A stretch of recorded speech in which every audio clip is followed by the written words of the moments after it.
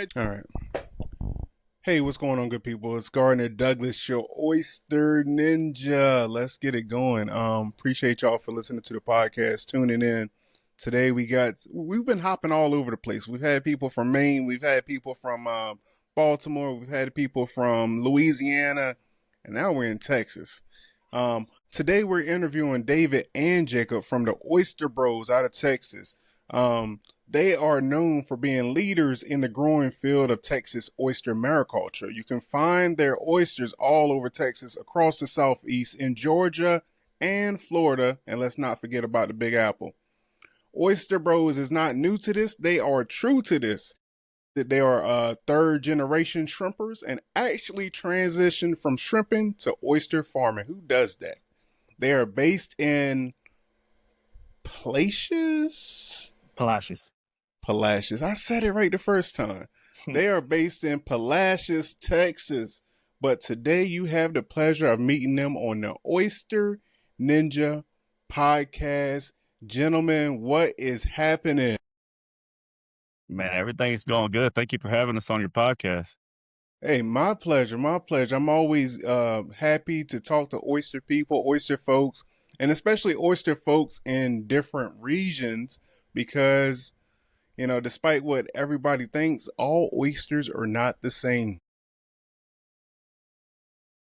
So, I guess let's hop right into it, man, because I was reading y'all background and the third generation stuck out to me like shrimping. So can we start there? Like, tell me a little bit about your family, your upbringing, and how you got into this oyster world. Yeah, so we our grandfather and his siblings and cousins all kind of got started in the shrimping industry, shortly after World War II. And then, they shrimped and brought our dad and uncles up, through their company, and they all learned the ropes on shrimping out in the Gulf of Mexico. And, they'd shrimp anywhere from Louisiana to Texas. And then recently, fast forward to our generation, they updated their boats. They got a lot of them built out of Battery, Alabama. And now our boats can shrimp anywhere from Brownsville, Texas to, Key West, Florida at any given time, depending on the time of the year. Yeah, that's what we grew up doing. It's a lot of fun.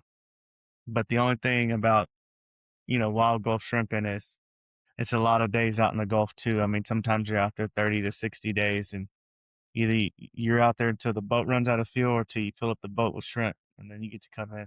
I honestly can't even imagine 30 to 60 days out doing anything.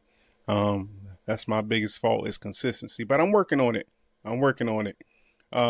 So when people think of Texas and oysters, they think about big Gulf oysters. But tell me where aquaculture is today in Texas. Texas has always had the stigma of having a big oyster, and we've slowly been changing that narrative. With our Matagorda pearls, we usually sell them about 2.5 to 3 inches big. And man, they're making a really nice fat oyster. Using some of the off bottom gear that we've been using, very clean. We can get product out and our premium product out in like 6 to 8 months. So it's a really fast turnover from seed to sales.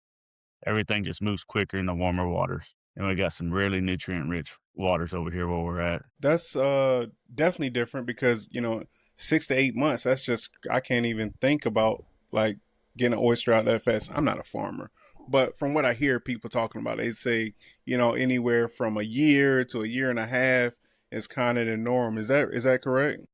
I mean, I guess it just depends on where you're at. Some folks can grow oysters faster. Some folks can grow oysters, takes them longer. And then also too depends on the market. Some customers would like a smaller petite oyster, and some of them want a medium meaty oyster, and then some people just like big oysters. At least where we're at. So it all just depends, and we can kind of within a year to about 14 months, we can hit every single one of those categories with our oysters with that certain crop. And our oysters really never go dormant, which means like go to sleep kind of. So like sometimes up north when the waters get really cold, the oysters can go dormant. Our waters do get cold, but they never really stop eating. They might slow down their growth rates. They might um, they might go dormant for a week here, a week there when we get these cold snaps in January and February. But however, like they eat very consistently and never stop growing. So that's got to be beneficial to the oyster culture down there. And but I was looking at your Instagram, and it looks like you're using those SEPA containers, I guess, and they do they flip themselves, or how does that work? There's it's like a mechanical ramp that we have to the side of the boat, and it's just a ramp that we just drive down the line and it'll flip them for us. So you still got to, hook up to the line and kind of run down that line, and it's just like a ramp, a mechanical ramp it's like it looks like almost like a little roller coaster ride that it takes to flip over and flip back. So how did you guys, when you started the oyster farm, did you start with that system, or did you upgrade to that system? No, that's something very new that we started. um, we got just a few lines out there with the SEPA kind of as a trial run, and they do a very fantastic job shaping the oysters, and it's a lot of fun because when you get to use that ramp, it's kind of quick and easy. It's a very time efficient way to desiccate your oysters and to kind of put your eyes on your oysters and look at them, because I think that's the most important thing. You got to look at the oysters as often as possible. So transitioning from well, how long did you guys do shrimp before you actually hopped into oysters? So I did shrimp pretty much from when I got out of school in 2013 till about 2020. So about 7 years. And, I'd work on the boats and, go out and do that. And then when they legalized oyster farming in the state of Texas, that's whenever we kind of made the transition to go into oyster farming. And we were really hooked and captivated on the opportunity for us to kind of get into something new. And it looked like a lot of fun. We knew it was going to be a lot of work, but it was something that we were excited about. I heard you say before they I guess legalized oyster farming. So it wasn't always a thing, oyster farming, it was just the wild. No, yeah, it was just a wild. And then, they had it to where they had like the oyster farms where they grow their own beds and cultivate, kind of cultivate their own beds. They've been doing that for many years, but like cage cultivation really became legal in 2019. But I, along with two other farmers, were kind of the first three to get kicked off. And then shortly after that, Jacob's been with me since the beginning, but he was still working. And then once we got to a point, then he made the jump to come full time into oyster farm.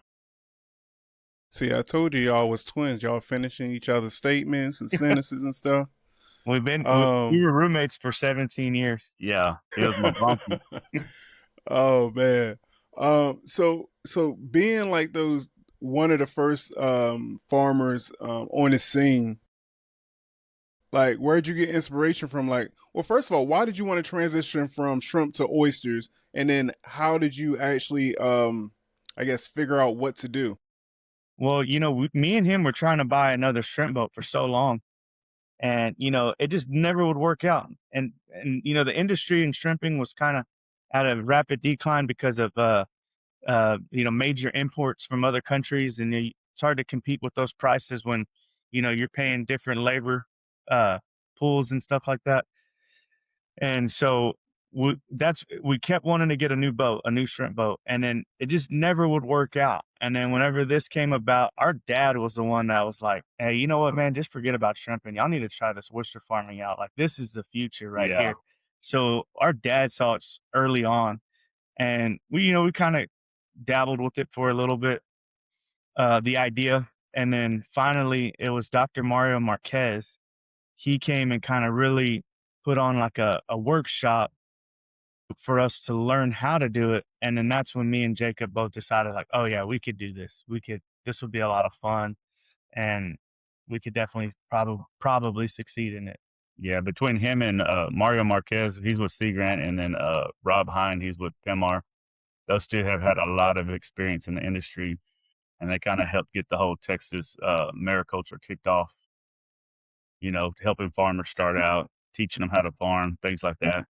Yeah. And then once you start studying, other oyster farms, you're like, oh wow, these are incredible oyster farms. Like, it kind of gives you something to look forward to. And we both know that it's a long process to get there. But it's really enjoyable to see, like, okay, this is something that we can look forward to and doing here in Texas, and it's really never been done before. Man, that's perseverance right there. Cause for the first people is always the hardest, to work out the kinks and things. And then especially you were saying like 2018, 2019. Man, it seems like it's really not that long ago. No, and none of us got started until 2022.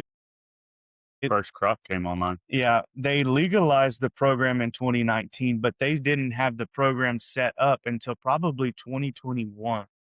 And then the permit process at that time was pretty long, so it wasn't like an overnight permit.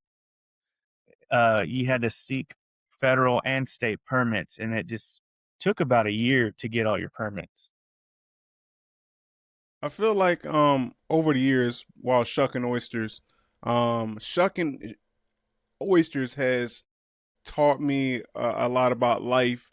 And I also I had started like a little podcast series of like life lessons with oysters, but it didn't work out.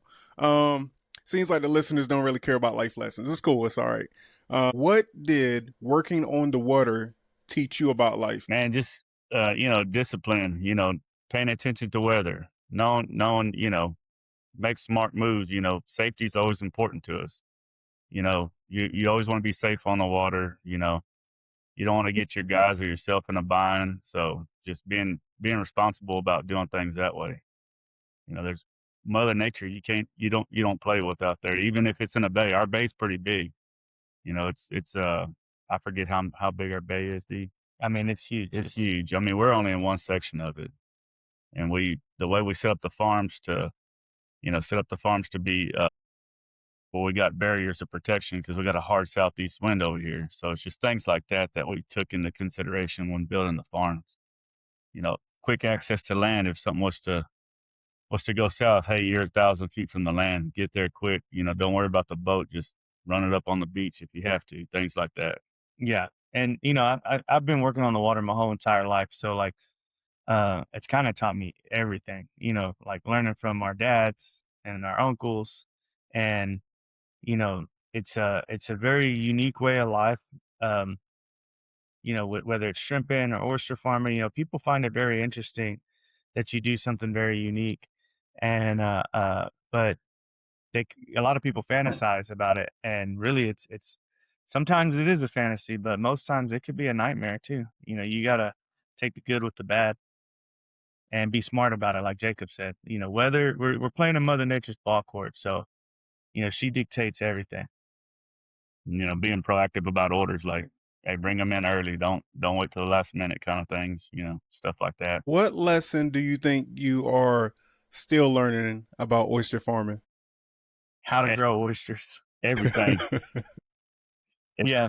Me and D always joke, if we could write a book and publish it on what not to do, it'll never get published because we're still writing it. We're still writing that book on what not to do. Those little cards that they sell or they have at oyster bars where you can kind of check which one you can do? Right. There's probably 12 different varieties on there. I could make that same card of what to do on an oyster farm. So it's a very short list. But the to not do's or the not to do's, it's a thick book by now. It's always a learning curve. Yeah, and you'll never stop learning. Like, it's one of those things where every year you can figure out how to do something better. And whether if it's the oyster or your time management or efficiency on the farm, there's always ways to keep learning and getting better at your craft. Going back to transitioning from, well, not really transitioning, but going from traditional wild oysters in Texas to now cultivated farm raised oysters. I feel like in the Chesapeake Bay, there is a elephant in the room when it comes to wild harvesters and now farmers, oyster farmers. Is it like that in Texas? Man, I don't know, because like, you know, everybody's spread out. You know, you got guys in Galveston, you got guys in Matagorda, you got guys in Rockport, Fulton. To me, I kind of feel like it's different markets. You know, I feel like there's a spot for our oyster and what we do. It's much different than, you know, like the wild oysters. Now, like we grew up on wild oysters. That's all we ever known. I didn't even really know about East Coast oysters until we got into this. We're fans of, bottom oysters. Yeah, That's I what we mean, grew up on. like the char grill, the Louisiana style. Like, I mean, you look at the New Orleans. I mean, to me, that kind of seems like the final boss for like cooked oysters. And I love that kind of cooking. I just think it's all preference. You know, if I'm going to eat an oyster raw, I do prefer a cultivated oyster. You know, it's not as big. They taste better. They're cleaner. You know, things like that. But you know, I think it's all preference. You know, whatever the customer likes. What's their goal? And what market you're trying to target. Yeah, what market you're trying to target. You know, we can't compete with the wild oysters with our oysters because on a cooked market, because ours are a little bit smaller. You know, so wild oysters perfect for char grilling. You know, makes the best char grilled oysters around. Yeah, and then they shuck meats. Yeah, and ours don't. You know, you can, but you can't. It's just my preference. I like a bottom oyster for char grilling. Yeah, and for us, you know, our motto is like the sooner you can sell that oyster, the better chances you have of being successful. You know, we've tried growing them bigger. It doesn't really work. You know, it can work, but you got to lose so many oysters. So many oysters have to die for you to get that one big oyster that you're looking for. And then it's real estate on your farm. Yeah. Sounds like y'all got this oyster thing down. Not even close. Not even close. How would you, I guess for East Coast person like myself, how would you describe a Texas oyster? I've never had a Texas oyster. So I've had Gulf oysters, but I've never had a Texas oyster. So how would you describe the flavor or like a comparison if you've had East Coast oysters? Well, I think that question is a very good question. And I will say it depends on the seasonality of the oyster. You know, I think seasons really can change a flavor profile and amount of rainfall you get in the bay. Yeah, rainfall that you get in the bay. But I would say, you know, like ours are either depending on your salt tolerance, you know, they're pretty salty at first, and then they kind of finish with like a, you know, buttery sweet finish. And occasionally you get like, I always say this is like a little hint of olive. Like, I don't know, for some reason I taste a little olive every now and again, but I don't know. How would you describe it? You know, with our oysters this year, we've been in a drought here in South Texas, so we have a really salty oyster this year, and I like them that way. You know, for eating them raw, provides a lot of flavor. You know, you don't have to add many sauces to your oyster when they're like that. To me, I like a higher salinity oyster, and I think they taste really close to, you know, like the East Coast style. Y'all got high salinity over there, and you know, right now they taste really like East Coast oyster. Did y'all feel any pressure, like coming from shrimping, being the first one of the first ones to start farming? Was it a lot of pressure on you, like to get it right the first time or get it right, period?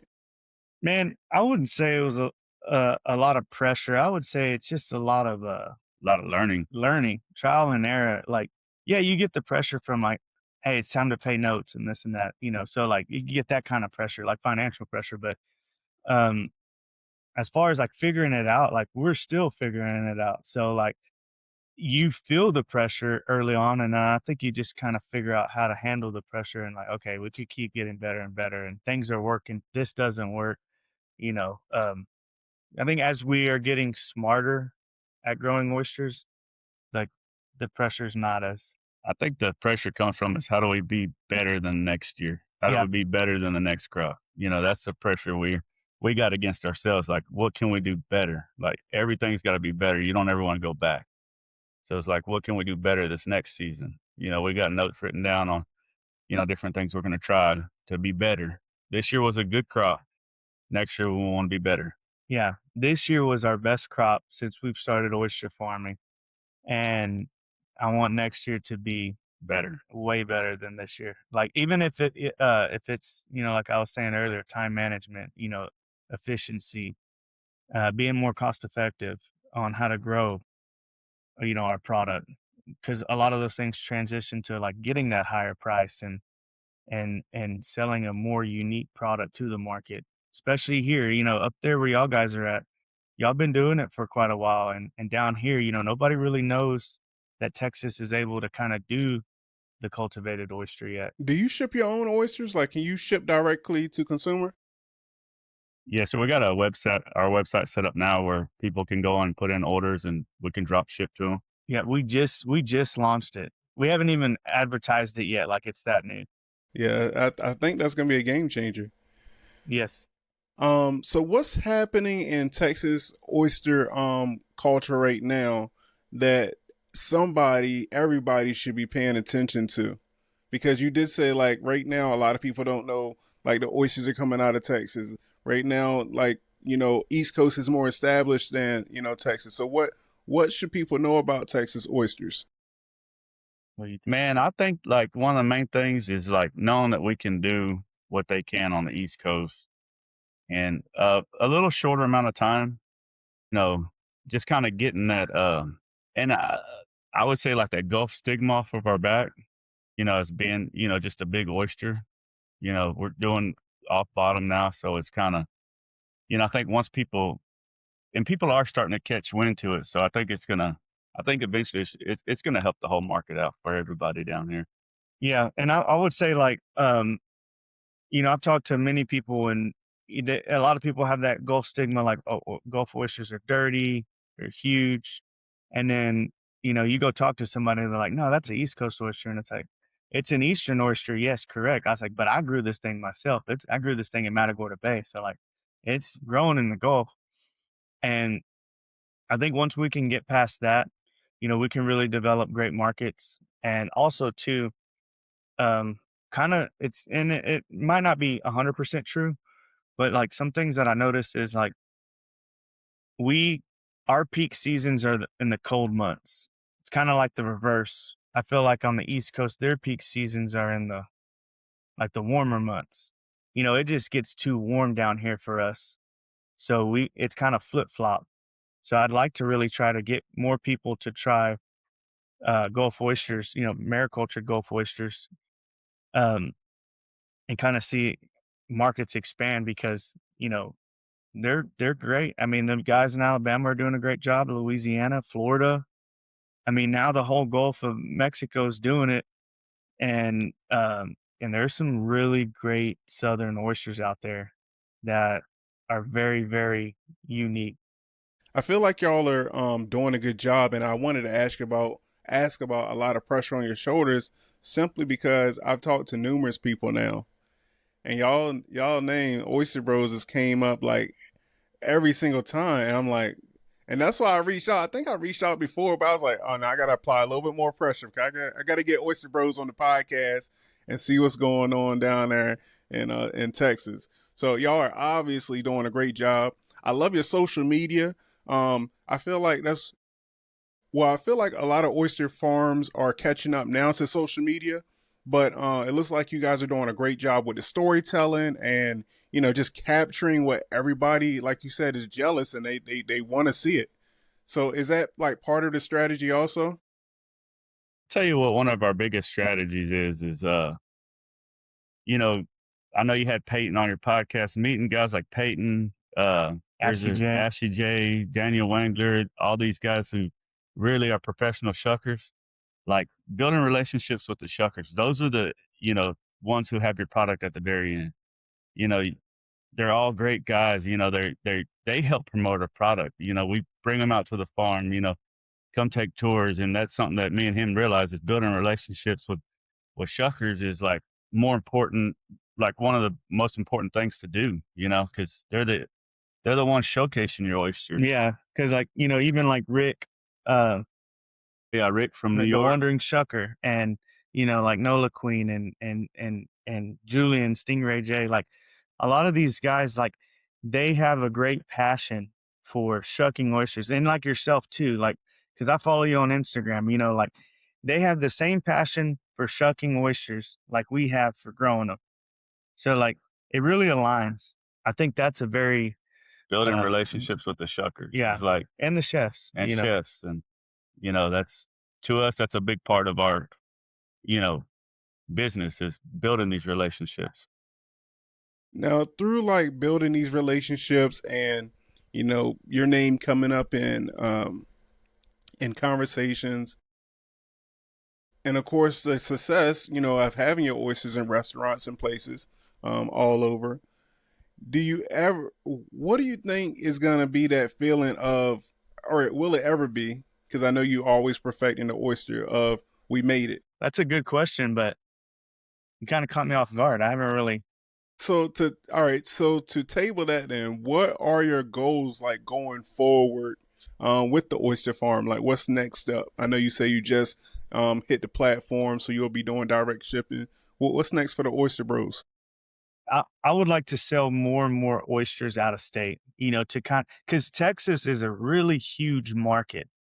And, you know, most of our oysters are still sold here in the state. We do sell out of state, don't get me wrong.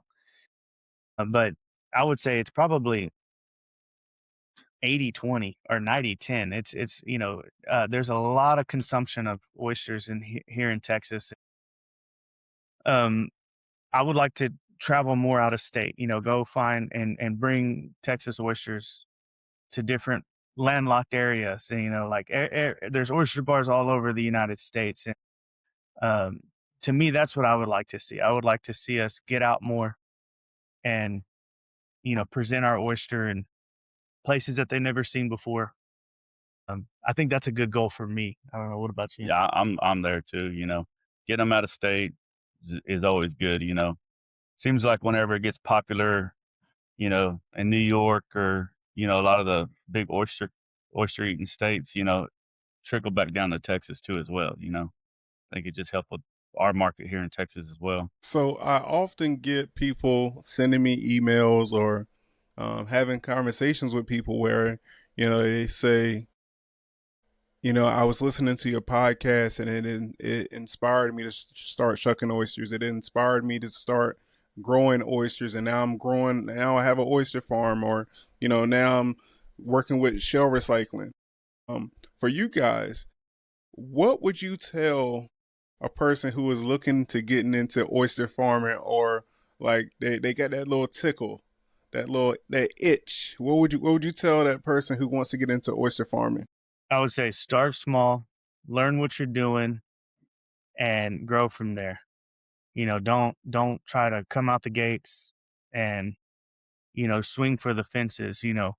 Go intern with the farm, you know, see if you like it Yeah. before you put up that investment. Yeah. Work on a farm for a while to make sure like, okay, this is something I can do. I really enjoy this. And, but then there's other things that go into it, you know, like I would just say, be aware there's a lot of things that go into it that aren't just oyster farming. You know, you got bookkeeping and State regulations. yeah. There's a lot of extra things that are involved that it's just more than just, you know, going out on the boat every single day and touching your oysters and, you know, working them. There's, You know, building your market, you know. Mhm. We'd love to be on a boat every day, but in reality, we're probably 50-50 and on the road delivering, you know, talking with chefs, talking with shuckers, you know, just always, you know, going to events, things like that, just to keep getting the word out. Mhm. There's a lot of traveling behind it. I know you said like to start out small, but what is start out small? Like, are we talking like 1,000 or 10,000? No, I would say it depends on what you got, you know, like, so if you're somebody that has, you know, 4 or 5 employees, you know, you could easily do you know, 1,000,000 oysters. But if you're somebody that, it's just you and maybe another guy, you know, 250,000 oysters, you know, just, where you don't get overwhelmed, because sometimes I feel like when you get overwhelmed, you lose the spark of like, man, this is fun. And then it goes to like, You'll start hating it. you'll start hating it.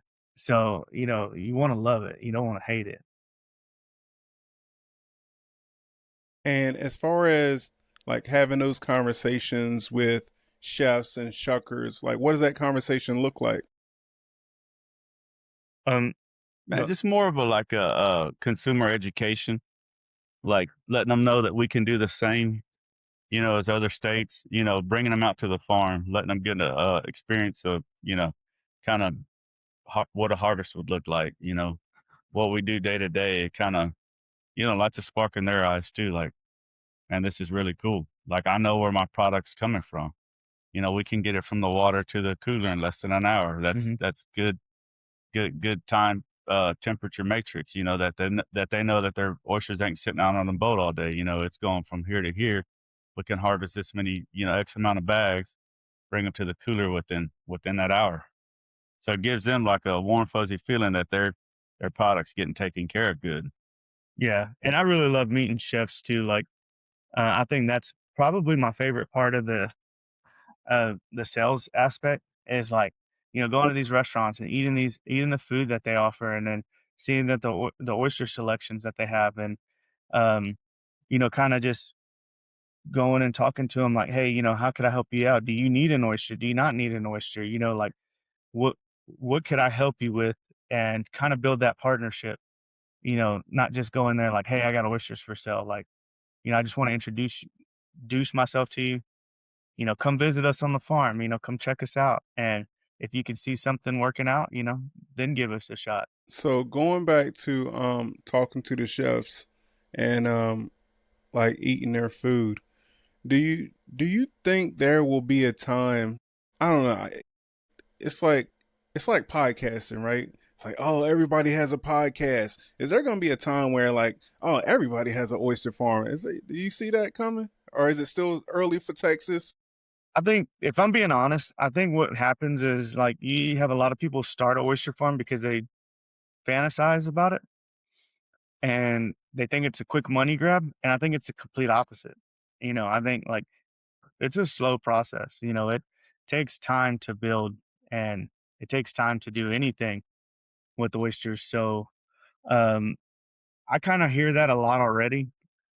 Um, but with me and him starting so early on, I feel like we've helped build really good connections with like customers and like our chef buddies and all this stuff and they've done the same for us too. So we really appreciate them.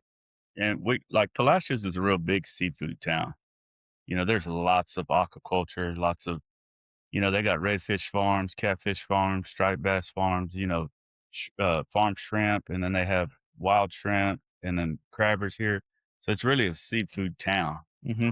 So we've seen peaks and falls of different, you know, other ventures. And, one of the things that we've noticed is like, you stick with it and have your heart in it, you're going to have ups and downs in any industry. So Oh yeah. it's just a matter of just hanging on and being smart with your product and things like that. So I know this is a third generation. Is your grandfather still with us on this side? No, he passed. Well, I think maybe in the 80s. Yeah, in the 80s. In the 80s. But he was a Gulf shrimper also. He was a shrimper. Yes, sir. Well, he had the fleet, and then like my dad and his brothers and my grandpa's brothers and cousin, they really like would work the fleet. I know our grandfather worked at Alcoa, which was a Aluminum plant. aluminum plant, probably about 40 miles away. And so he kind of built it. And then, my dad and his uncles and his brothers kind of Worked the fleet. and they would go out and shrimp and do those things. And then I got my shot, after high school. We'd grow up going out and stuff like that, but where we'd actually go out there and work, not just be out there. Right, right. I was asking because I wanted to know what you think your grandfather would think of like oyster farming now, like because of in his time, it wasn't even thought of, I guess. I would like to think that he'd be pretty proud. Like, the other day, this was about earlier this month in June. So like Houston is basically like our local market. because we're about an hour and a half from Houston, and we worked with the Houston Live, and they did a special about the Oyster Bros. But like it started with our grandfather, and then it talked about like our dad, and then us, like, and then how we made this transition. And I thought that was really cool. I was like, man, that'd be really cool if you got to see that. Amazing, amazing. With all that said and done, what is the takeaway that you hope people are getting from your oysters and your company? Don't knock a Texas oyster. Just give it a try. Yeah. I mean, your palate will tell you if you like Texas oysters or not. I just wouldn't listen to the stigma until after you try it. Well, I think y'all hit every point I wanted to talk about. Oh, you know what we didn't talk about? What's the name of your oysters and how can people get them? We got the Matagorda pearls, which he's wearing the hat right there. And we need to send you one as well. Send you a hat and one of our shucking knives. And our Matagorda pearls is our staple brand. You know, we got a few other little smaller brands. You know, if like an oyster don't meet a certain criteria, you know, we'll brand it different. But you know, Matagorda pearls is our staple brand, and you know, trying to make it better every year. So, you know, this year's been our best crop so far. Just trying to keep getting better from there. And like, if you're a chef listening to this podcast, like, reach out to your distributor, you know, tell them like, hey, I want to try some. And you can also buy them on our website. So, that's be what I would say, you know, cause, we do have good distribution. And, you know, I want to try to meet as many chefs as possible and try to get on as many menus as possible and kind of go from there. Do you have a restaurant that you really want to get into? Like, it's your goal to get your oysters into that restaurant, that raw bar? That's a good question. I would need to do more research on it. I guess it depends on the location. You know, I feel like you gotta, like in Houston, you got like La Lucha, State of Grace, Little's Oyster Bar, Josephine's Gulf Coast Tradition. Like, all those are really great restaurants, and they're just amazing Chefs and people to work with. Yeah, amazing chefs and people to work with. And I'm like, okay, well, where could we find more of those guys? Like in Oklahoma, you know, Kansas City, you know, places like that. So it's going to take us a little research to kind of answer that question. But, you know, in Houston, we got a lot of great seafood, and man, I mean, the list just goes on and on over there. Well, how can the people find you? How can they grab your oysters? Give us all that information. You could either, you know, if you want some personal consumption oysters, you can order from our website, or give us a call. The number's on the website or our Instagram account. If you want to pick up, you know, place an order with us. We do pickups every Friday. And, you know, if you're a restaurant out there, just ask your preferred distributor, you know, hey, you got Matagorda pearls? You know, we can make it happen. We got lots of logistics that come out of Palacios, so we're able to ship oysters really well throughout the country. Yeah, and you know, they can find us at the Oyster Bros on Instagram. I think we do Instagram, TikTok. We don't run those accounts. Yeah. We got our cousin. He does it. He wears many hats, and that's one of the hats he wears. He does a good job with it. Yeah, he does. He seems to have a lot of fun with it, and hey, it works out great. So like, it's like, keep doing what you're doing. He works really hard at it, but he also does all kinds of other stuff for us, and we're just super proud of the people that work with us because they're doing a great job. Well, I want to thank you, gentlemen, for spending time with me and the listeners on the Oyster Ninja Podcast. Thank you for stopping the noise in the back and because somebody's not doing work. So, but I just want to thank you for your time, and hopefully, you know, we'll meet in person soon, and I can meet the legends, Jacob and David. Appreciate y'all.